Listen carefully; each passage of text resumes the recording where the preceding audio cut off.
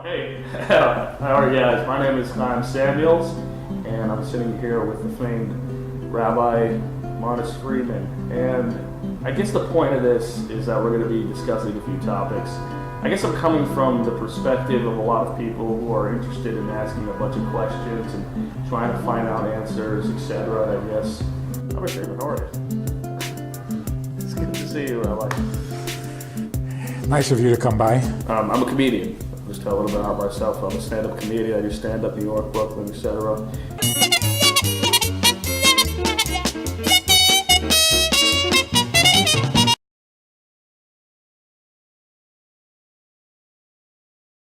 So is it true that comedians are the most vulnerable people on the planet? Well, yeah. Well, comedians are not great. Not great people. I think if you're a healthy individual, you do anything but comedy. Oh, I was thinking of a positive.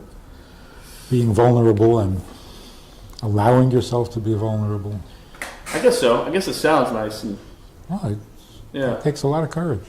Or desperation, maybe. Yeah. Well, true. Like to get into it. Yeah. Well, I think it has helped a lot of people and stuff. But I think a lot of the people that do get into it. I mean, I've hung out with a lot of the people. Yeah, it's not great. Not great. But what you're saying is true. You know, it takes a lot of courage and vulnerability to get up on stage and to have immediate reaction. You know, I'm sure you've been through some stuff like that before. You know, you speak all over the world, so. Yeah, but I got to wait till the end of the speech to know if I'm getting a reaction. That's true. You need a reaction every 3 minutes. Yeah, that's true. There's truth to that. I actually prepared a few questions I wanted to talk to you about. I don't even know. How do we get into these questions over here? I don't even know that. I don't want to just. So what's been on your mind lately? Should I lay down for this or? I've had this dream. No. So again, I'll tell you a little bit about myself, and maybe we can go from there to talk to you. So I grew up as a religious Jew, and in the Chabad community, regular kid that was on shlichus. My dad's a rabbi. I grew up with a bunch of kids in my family.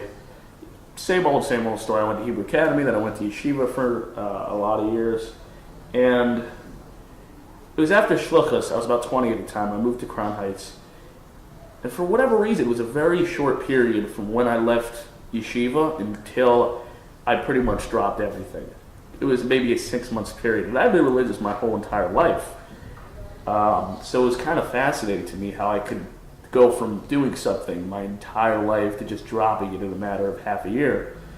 And what I realized also through my own journey, my personal journey, etc., is that I'm a lot happier than I was growing up as a child. And I think my biggest problem, because I don't think I have much of a problem with religious Jews, etc., or the religious, I think it's more with the religious community that I have such an issue with. Whereas that there's this pressure that if you're not religious, there's automatically something wrong with you, or automatically being religious is much more, you're much more happy, and if you're not religious, you're more depressed, etc. That's what they tell us in yeshiva, and I was fed this through my entire life until I finally decided to do what I wanted to do, and I've been the most happy I've ever been. So, do you think that it's more important maybe to be a religious Jew, or is it more important to be, if you don't feel good being a religious Jew and you decide to do something else with your life, is that more important?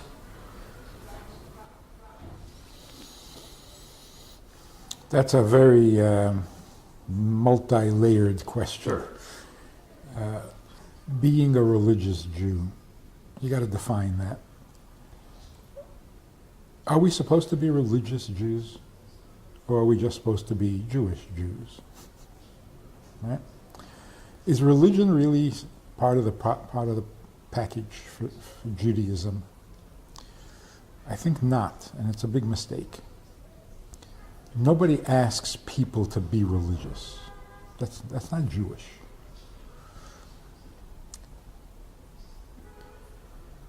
Does it make you a happier person? What kind of happiness are we talking about? And thirdly, what enabled you to walk away in such a short time, painlessly, after being religious your entire life? Right. Which was what, 20 years? Yeah, I'm 22 right now, but yeah. Right. 20. Yeah. Yeah. So after all those years, you could just walk away? How come that's possible? It's a really good question. So there's the good news and there's the bad news. The bad news is, if you could walk away like that, obviously it didn't do anything for you, which is sad.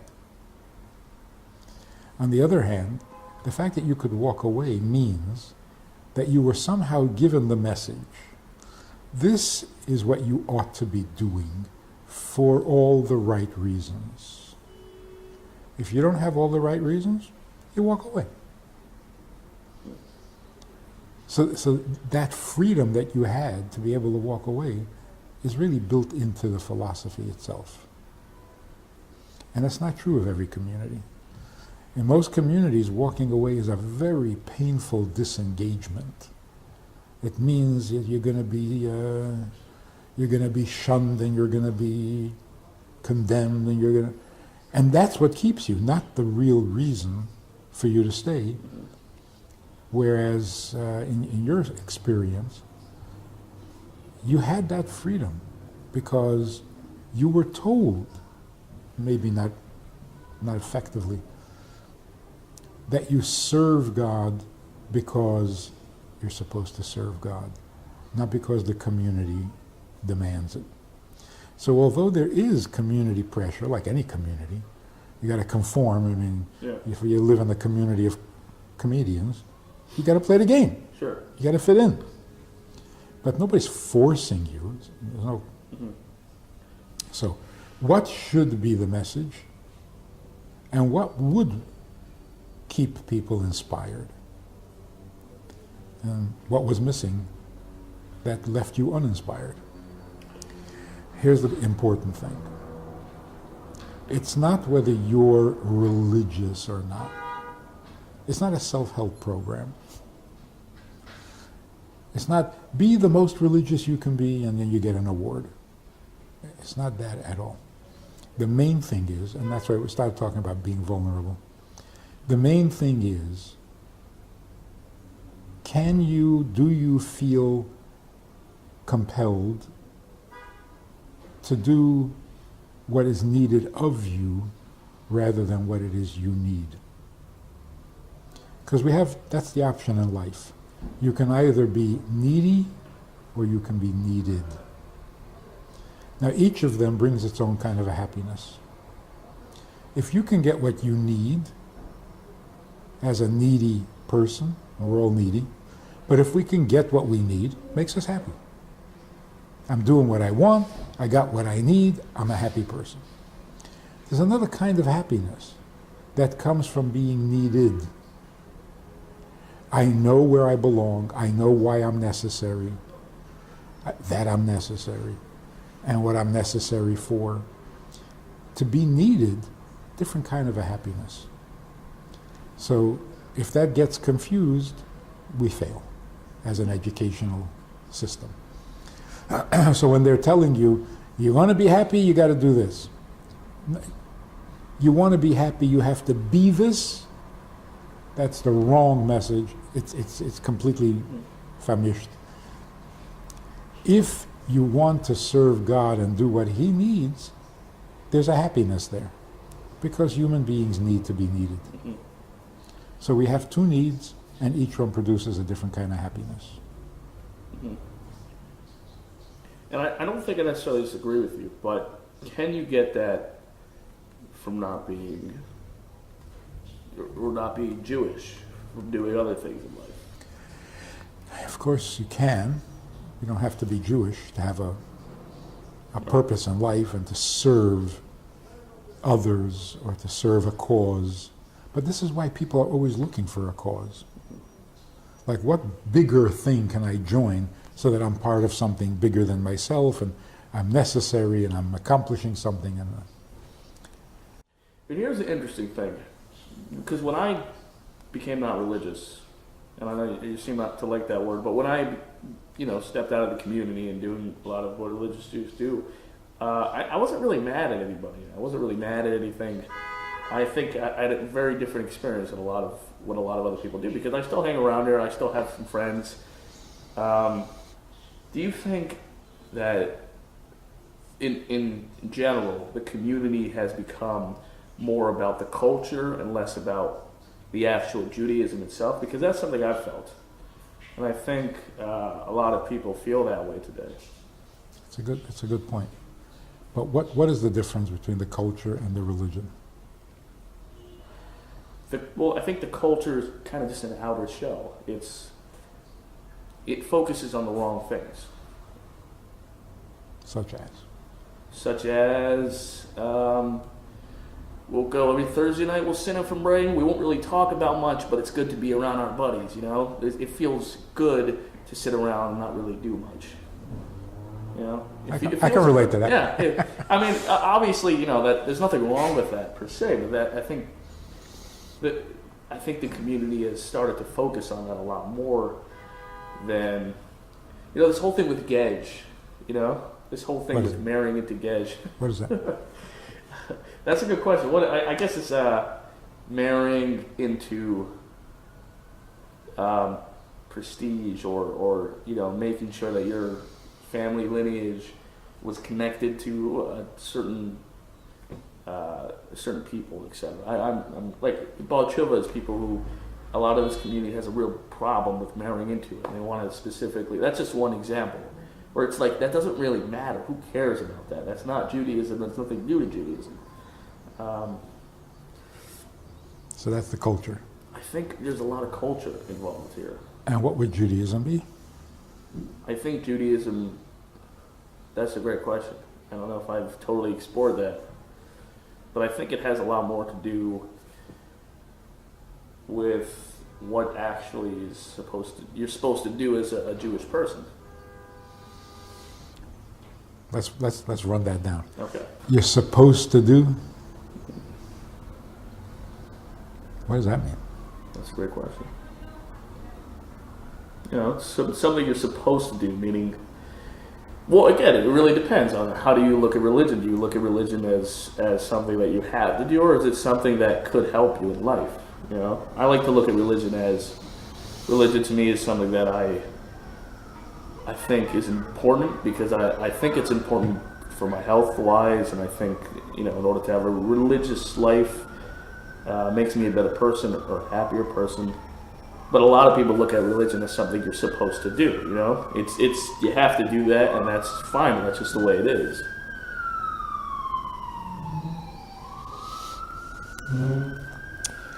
It's a terrible shame that we use words and don't bother to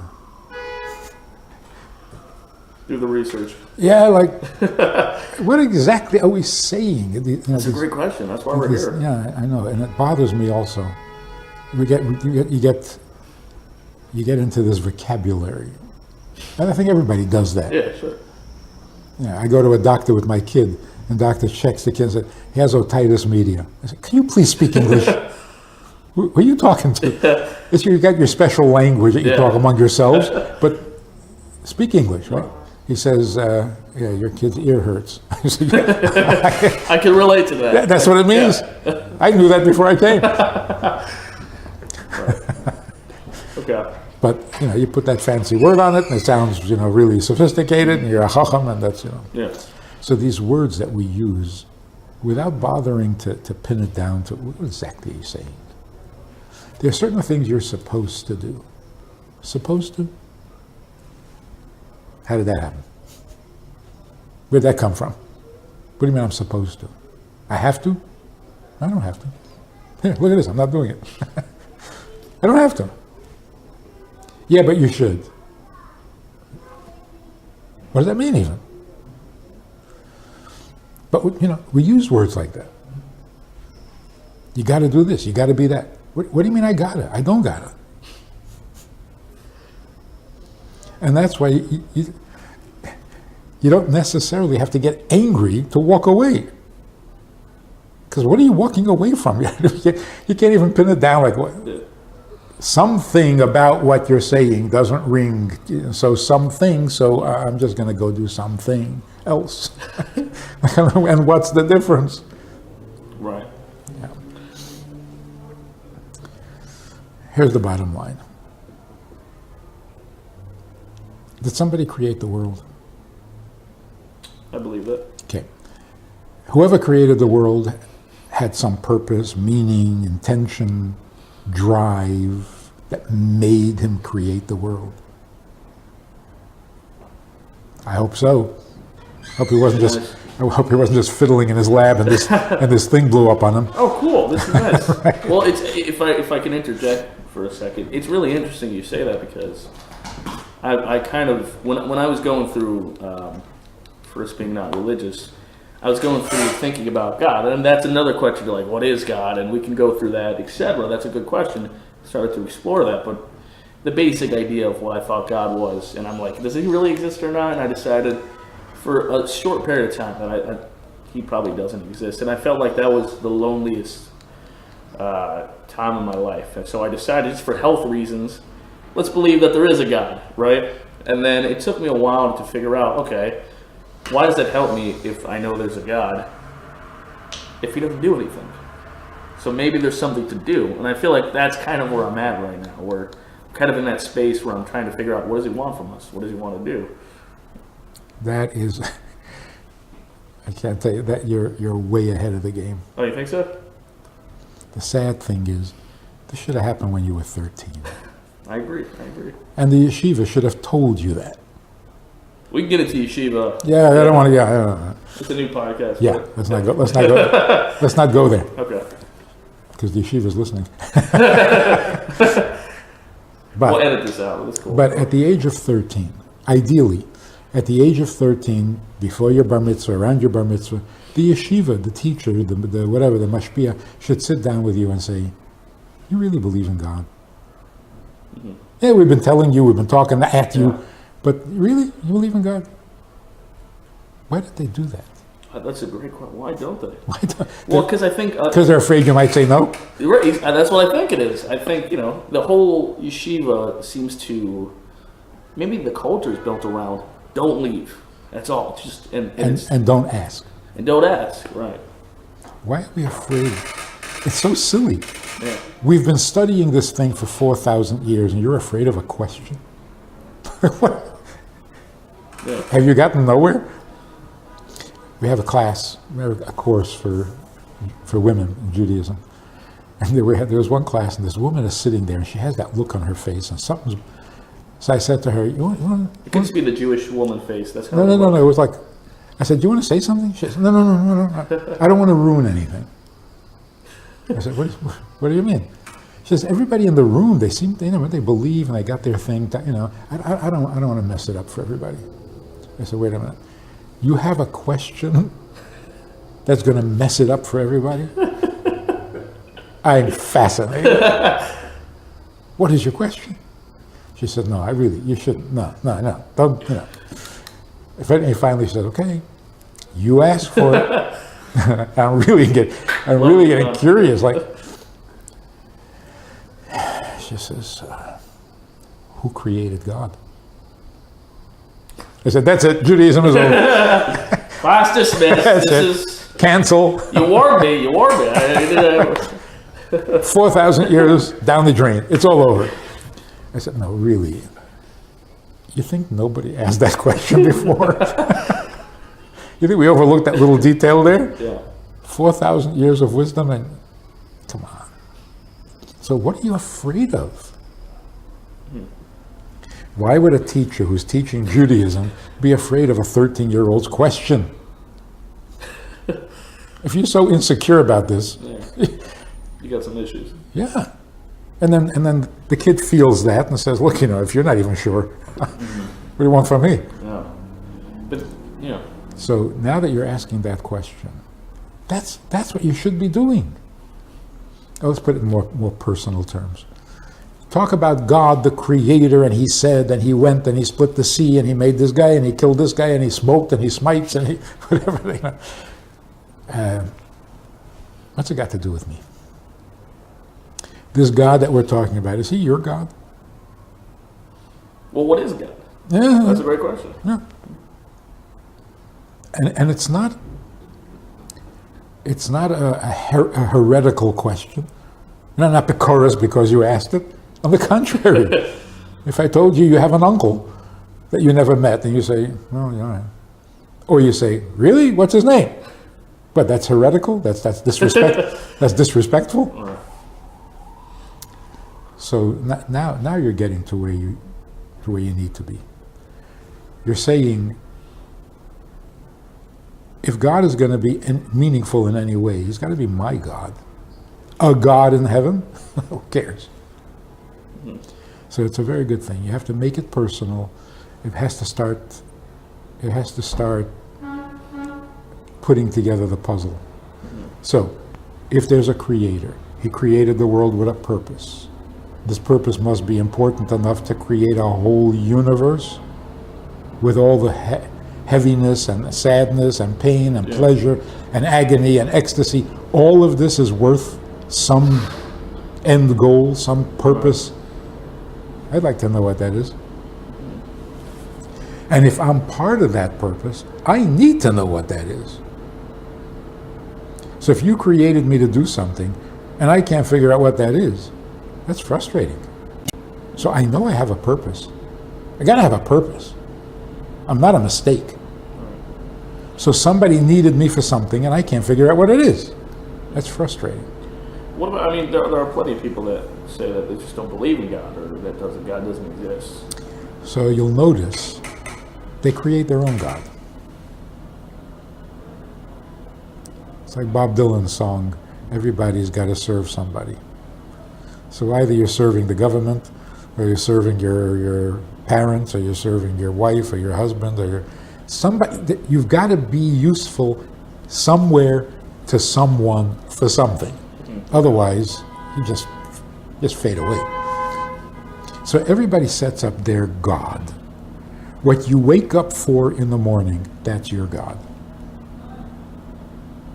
So many people say, I woke up in the morning to go to business, to further my career, to make it to whatever, and I got there. Now what? Okay, I actually, what you're saying actually is really interesting. And I think I'm starting to understand it maybe, where it's everything else is finite. Everything ends at a certain point. So whatever you're going to serve, there's not really much to serve there because it could end at any moment. But with God, it's an infinite idea or a concept.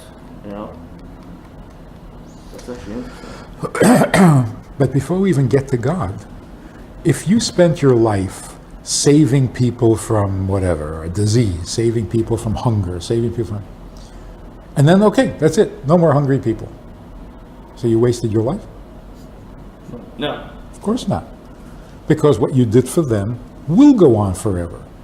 Now they're going to have kids, and their kids are going to be healthy. And so even before we get to God, if you're doing something for someone else, that has a permanence, that has a life of its own. But if you're just gathering stuff for yourself, so now you got the car you wanted, you got the house you wanted, you got the yacht you wanted, and you've been to every exotic location and you've checked it all out. Now, that's a dead end. Now it's over. So it's not what you can do, but who you can do it for. And the same is true with marriage, and the same is true with Judaism. Judaism is not what you do, it's who you're doing it for. Religion is, if I do this, will I get that? You're not doing it for someone, you're doing it for something. Will I get to heaven? Will I be among the saints? Will I have Olam Haba? Will I be the greatest and most respected person in the world? But some could say that could be a good drive, though, no? Because it's... But it's a dead end. Sure. So it's not what you can accomplish, but it's who you can accomplish it for. The same thing with, like for example, the mitzvah of honoring your parents. What's the mitzvah? Mitzvah is to make their life a little easier. Well, how do you do that? Well, you carry their burdens, you bring them the food, you speak, you give them credit for whatever. You enhance their life because they gave you life. Why only your parents? Why shouldn't you do that with everyone you meet? That's right. Yeah. In some way you should. But with your parents, it's the who that counts. It's not what you do. It's the realization of who you're doing it for. You think about it in the negative. You make fun of somebody. Not nice. You made fun of your mother? There's a bigger weight to it. Whoa, that's like a completely different Yeah. Your own mother? What do you do? So it's the who. And the same is true with every mitzvah. Put on tefillin, keep Shabbos, keep kosher. For who? For who, not for what. So when people come and they say, what do I have to do this for? Not what. Who? Mm-hmm. So if God created you and needs you to do this, why should you do it? Well, because he said so. Because it's the he, right? Because somebody needs it. Mm-hmm. So do you think it's more important to maybe do a small amount for him than to do it necessarily? Because that's a big thing. And yeshivas and even Judaism, you would say, says that it's more important to the doing than the reason behind why you're doing it. But that's putting the cart before the... I agree with you. What comes first? The cart or the horse? I don't know. Who came first, the chicken or the egg, right?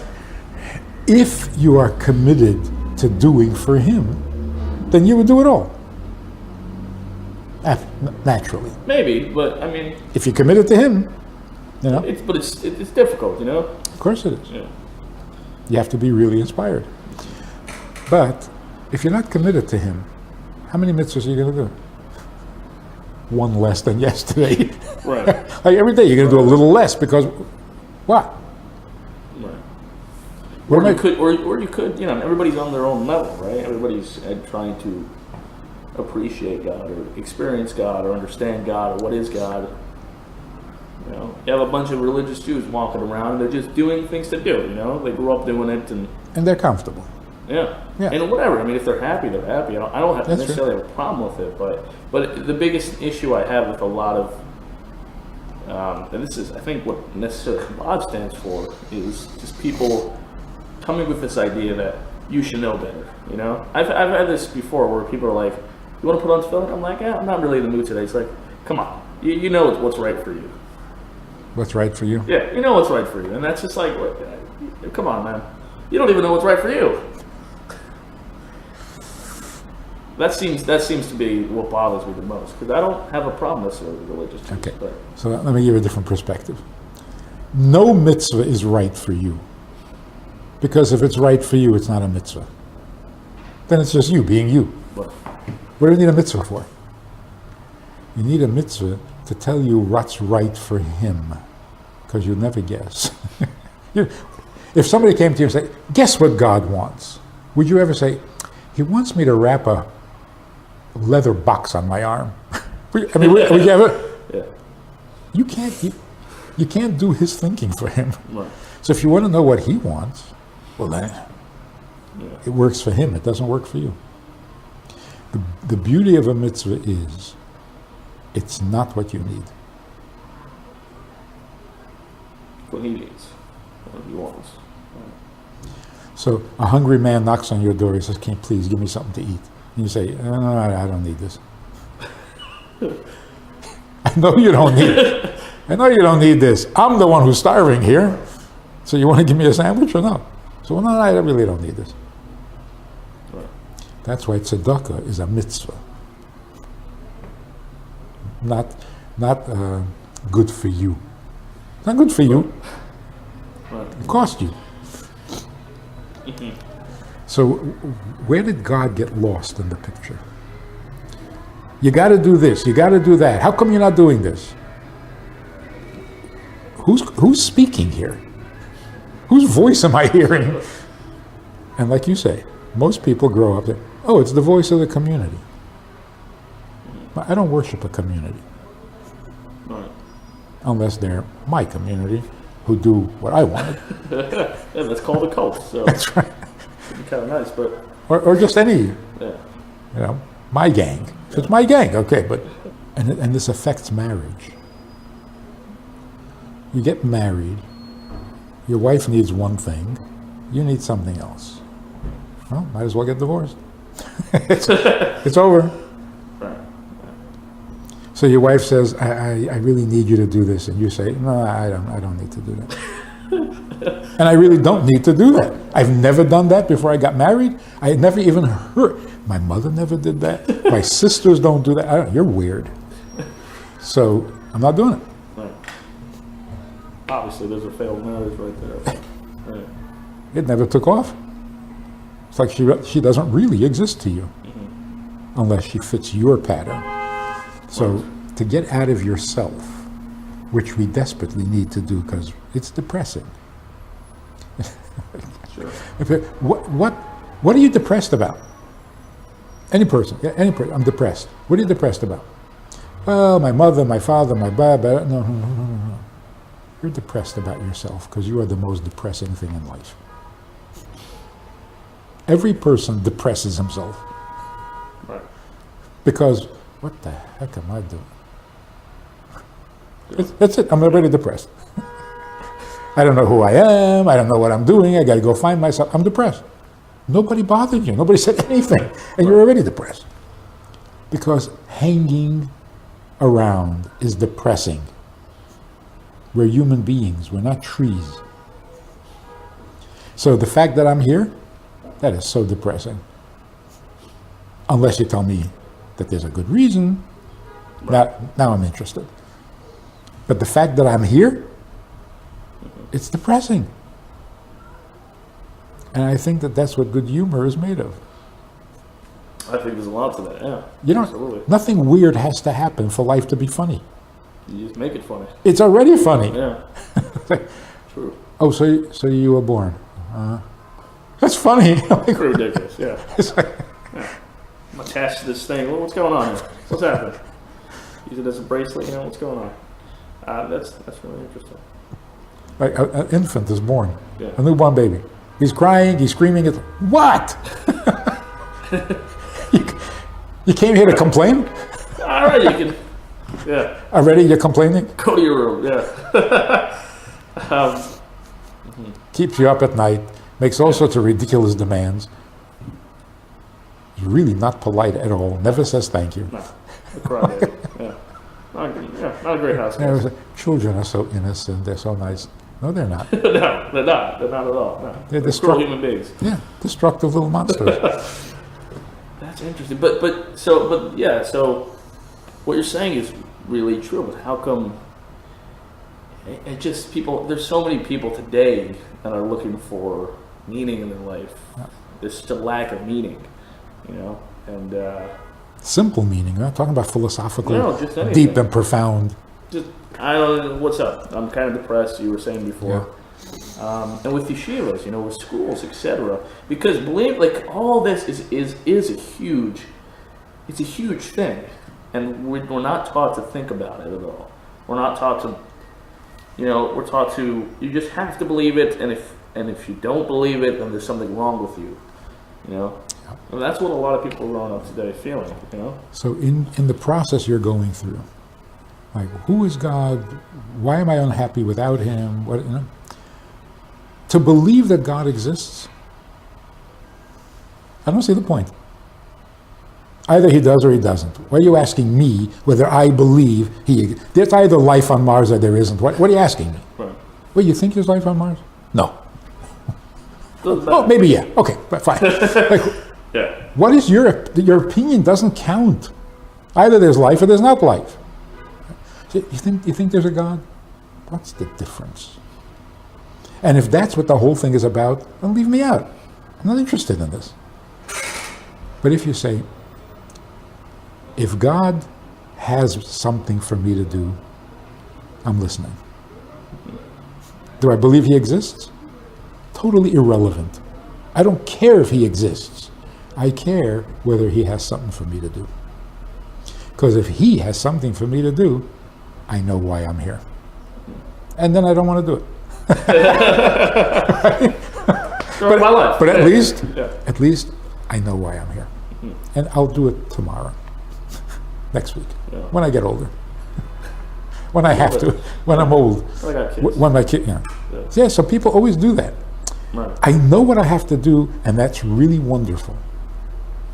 But I'll delay it as long as I can. Yeah. But just the knowledge itself makes a huge difference. And then if I can move myself from my comfort zone to actually doing what he needs of me, I'm in the groove. I'm where I belong, doing what I should be doing. The greatest feeling in the world. But what do you think? I mean, there's obviously this issue here in the community, you know. And what is there to do? You know, are there things to do? What can we do? Exactly what you're doing. Well, sitting and talking. No. Find your God. Yours. Not the God of Brooklyn. Right. Your God. This Sure. is my God. Elokeinu. How do we tell that to people? How do we tell that to kids? Well, kids are young, you know, 13 or 14. They're not even sure that it's supposed to be looking for God. You know? And yet, every day they're told, do this for God, do that for God. Yeah. Actually, they're not even told that. They're just told to do. It's a wonder you don't teach it at any of these yeshivas, man. But I dread the thought. oh man, yes, it's that's a little bit scary. But that's interesting what you're saying. I really like what you're saying. You know. No. You know, the theme of Pesach. He took us out of slavery. You know how he took us out of slavery? He made demands. He came and he said, you got problems? Yeah, messed up, you know. Being driven like that, worked to the bone, you know. You got a lot of needs, right? So do I. Want to switch? Want to do for me what I need? That took us out of Egypt. That took us out of slavery. Because slavery means I'm stuck. I'm here. I don't know why. I got to make the best of this life. Sometimes it's difficult. I don't even know why I'm bothering. God comes along and says, oh, but I need you. Okay, I'm free. That's it. I've been liberated. I don't have to wallow in my needs. And that's why you see something very often, a person who's depressed, and the therapist says, why don't you volunteer to help people who are really in trouble? And that's it, they're not depressed anymore. Get out of yourself, do something bigger, and you're liberated. You're not petty anymore. You're not tiny anymore. So the biggest favor God does for us is to tell us what he needs. Because if he doesn't need, we're stuck. So here I am, I'm starving. What am I supposed to do? I don't need this. Oh. Yeah. Right. Okay. In all years of yeshiva, did you ever hear that concept that God needs your mitzvahs? No, not a lot. It wasn't. A little bit. I'm sure I heard it, but it wasn't really enforced.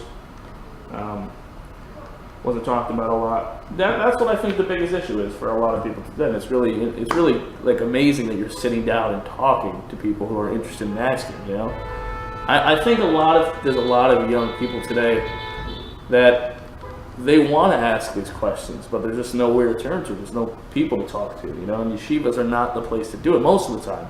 I think we're starting to see some push, like places like Wilkes-Barre, places like Jets, and I think even yeshivas a little bit too. But just, you know, I think that's a good thing. But it's not a good thing if you wait until the kid is frustrated. Right. Now you're fighting. Now you're fighting with him. Sure. Okay. Now he doesn't want to hear what you say, Right. because now he's upset.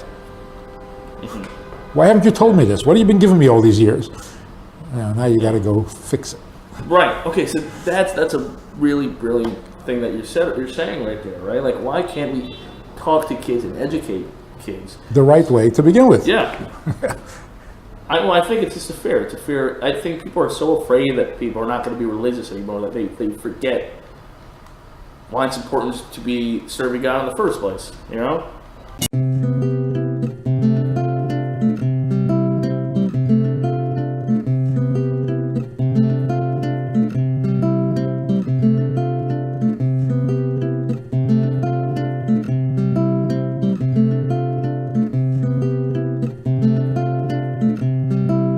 What I think about the speech, I mean, I was definitely blown away, I'll be honest. But I think it's really hard to talk about his entire speech because I think there's a lot to unpack there. The guy definitely has thought about what he's saying for a very long time. And I think a lot of what he's saying it's not as complicated as I think people think it is. I just think the way that he's saying it in a much different way, I think. And a couple of things specifically struck me. Number one, he talked about how God is vulnerable, which I thought was really interesting. That's definitely an interesting concept, and you don't get to hear about a lot, because from different religions and the way people talk about God, and I guess people like to throw out the word God. The way that he describes God in such an interesting and different way, I thought was fascinating, and I always like to hear a different perspective from where everybody else is saying one thing. And Modest Freeman definitely gave a different and more interesting perspective, and I think I could live my life by much better. And I'll definitely look for. I'll definitely think about a lot of what he said, and I can definitely say I was very impressed. So, like in all years of yeshiva, you think? No, I mean, of course not. I mean, I don't remember this being said, and I think a lot of people in yeshiva, unfortunately, or a lot of people in the community don't have this insight or haven't thought about these concepts for very long. Although I think I talked to Manas for a little bit, and a lot of people, they throw out different concepts that are like what he's saying. He explains a lot of those concepts that we talk about in yeshiva and stuff, but he actually explains them in terms that are understandable and that we can relate to as people. A speaker, an author that travels all over.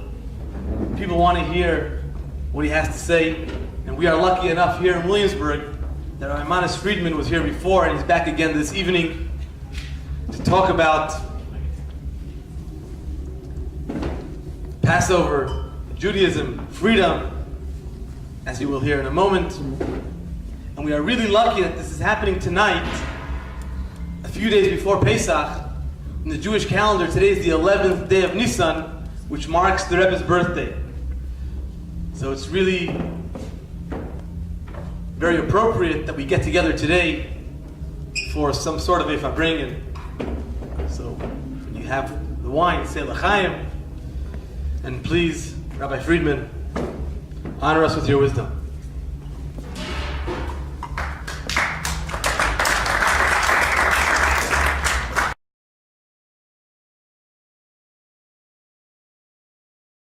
Let me tell you a quick story. I got a phone call. A guy says, I don't want to tell you my name, but I live in a little town in Oregon where there are no Jews. I was born Jewish. I'm a retired psychiatrist, but for the last 36 years, I've been practicing Christianity. And now that I'm getting older, I would like to feel connected to my people, to the Jewish people. But how do I do that here in this town where there are no Jews? So of course I said, get a pair of tefillin. You'll put them on every morning. You'll feel connected. He says this weirdest thing. He says, oh, I can't do that. Every time I try to do something Jewish, I've had a bad experience. I didn't ask him to explain, but it is a little mysterious, right? Every time he tried to do something Jewish, he's had a bad experience. I can imagine what that is. He tried keeping kosher, he almost choked on it. He tried putting on tefillin, almost strangled himself with, I don't know. So I said, you know, nobody is Jewish because it's been a good experience. If you do what God needs from a Jew, you feel like a Jew. If you do what God needs from a non-Jew, you feel like a non-Jew. He says, God needs? I never heard that before. So I'm getting really impatient because this guy's sounding a little strange. So I said, look, God is infinite, correct? He says, yeah. I said, so he's infinite in all ways? Yeah. He's infinitely strong? Yeah. He's infinitely wise? Yes. He's infinitely patient? Yes. So I said, so he must also be infinitely vulnerable. He's infinite. So the guy laughs. He says, wait a minute, God is vulnerable? God is almighty. So he's a retired psychiatrist. So I said, doctor, are you suggesting that vulnerability is a weakness? He got totally flustered. Because the whole insight of psychology is that vulnerability comes from strength. He hangs up the phone. A couple of days later, he calls back. He says, hi, I don't want to give you my name, but I'm the guy from Oregon. Where do I get tefillin? I said, why all of a sudden? I got to give him a hard time. So, why all of a sudden? He says, well, I cannot accept the Christian message. I said, after 36 years? He says, my professional background does not allow me to accept. I said, after 36 years? What happened? He says, let me explain it. In our profession, we know that if a husband says to his wife, I love you very much, more than anything in the world. Oh, you're not interested? Well, your loss. Doesn't cost me anything, your loss. Which means he's not vulnerable. So in our profession, he says, we know that his claim that he loves her is not true. He does not love her. It's simple manipulation. Because there cannot be love without vulnerability. Which is another way of saying, you can't love me if you don't need me. Isn't that true? Because what do you love that you don't need? A pet. A human being can't be a pet. So, what is it exactly that we're responding to? God's love? No. His vulnerability. He really needs us. Hard to refuse, and it's hard to resist. If he needs me, it's a whole new story. Everything changes. I thought I needed him, and I resented it, because I hate feeling dependent. But he needs me? I'm necessary in his plan? I complete him because just being him is not enough for him? This is compelling. This sounds like freedom to me.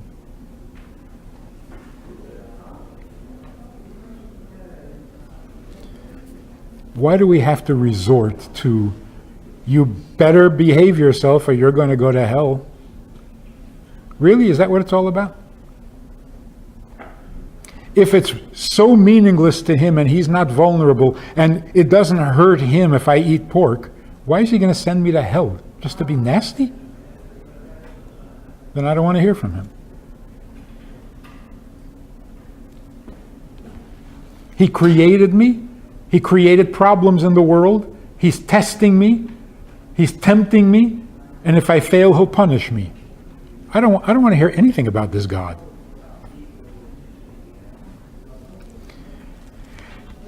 But if he makes himself vulnerable, and he really needs me, and what I do makes a difference to him, I'm listening. Tell me more.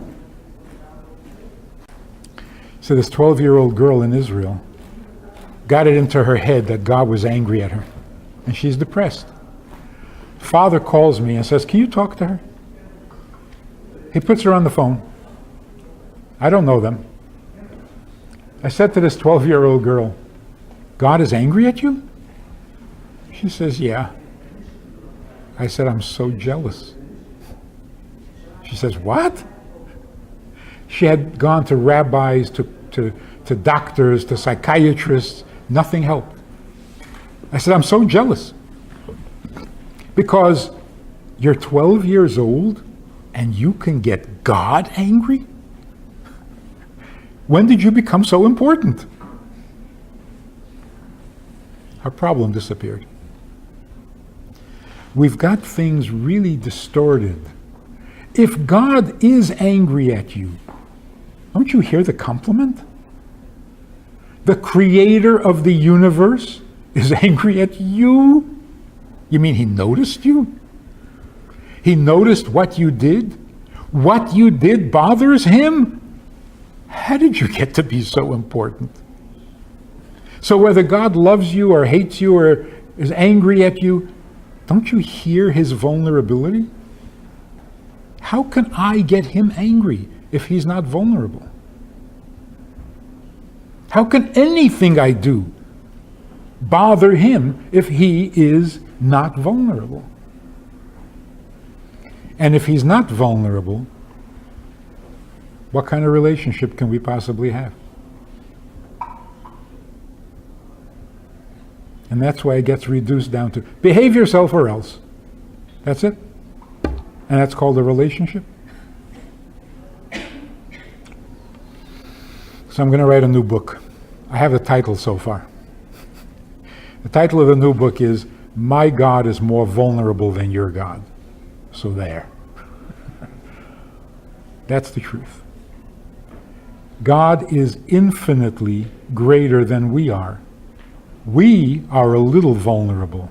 He is infinitely vulnerable. And that makes him infinitely lovable. Without that, no wonder people are not interested in religion. Makes sense, yeah?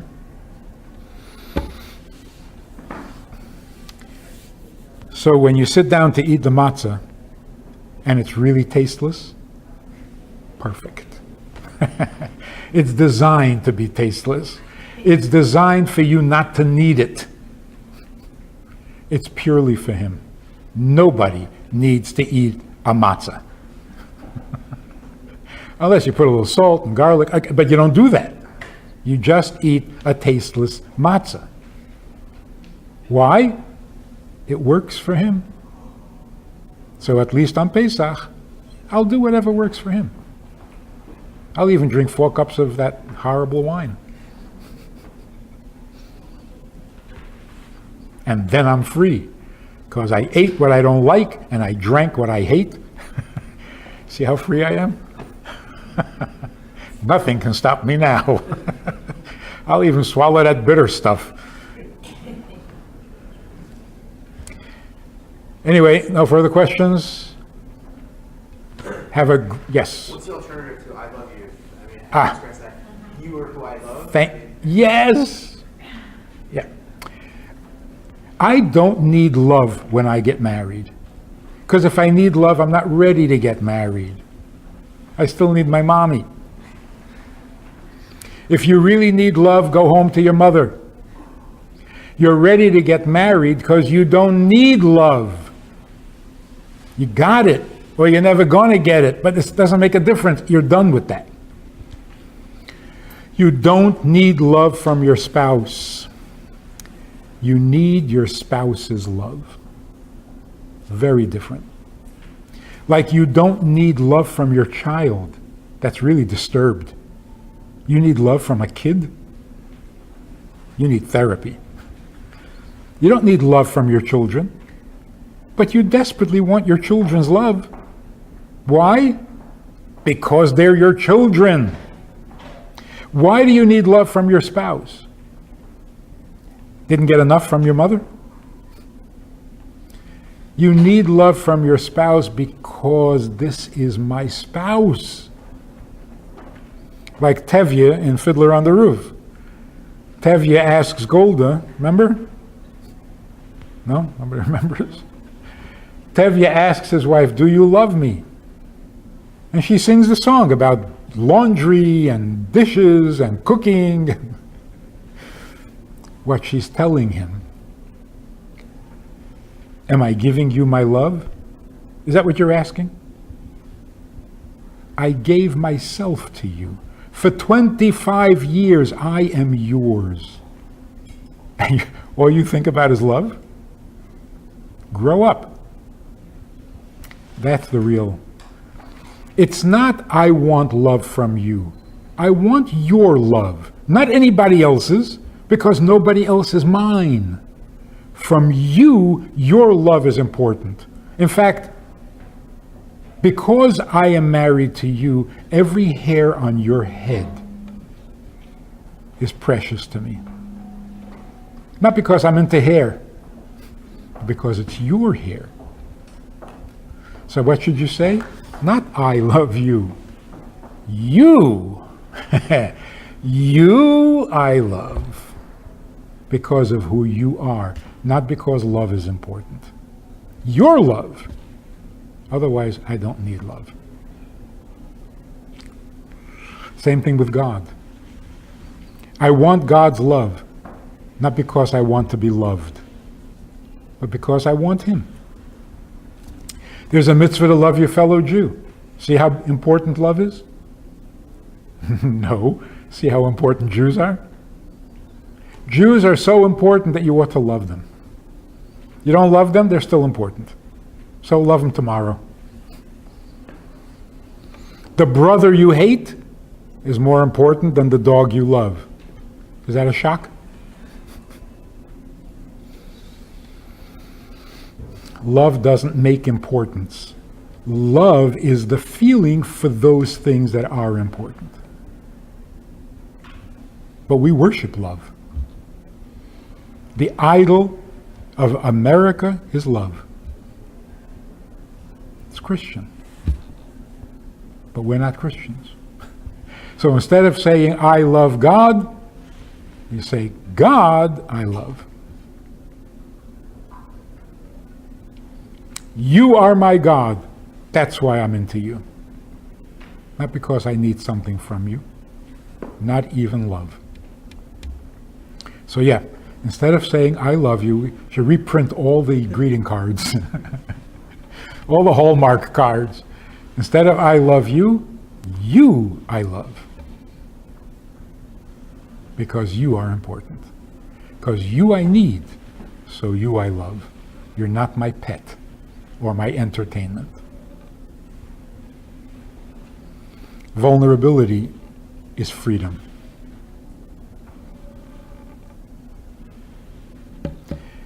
Have a great Yontif. Enjoy your Seder.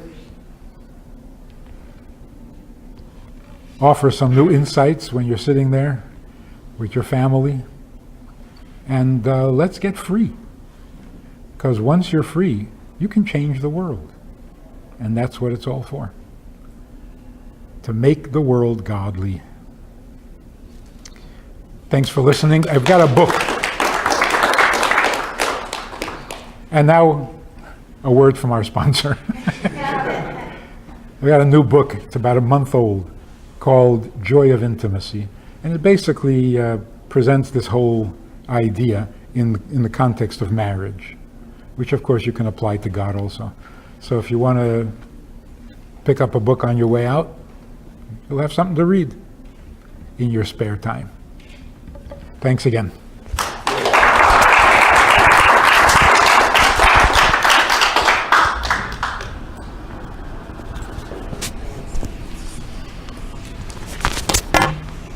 free. Thank you very much, Rabbi Friedman. Very much appreciated. Every word was a gem.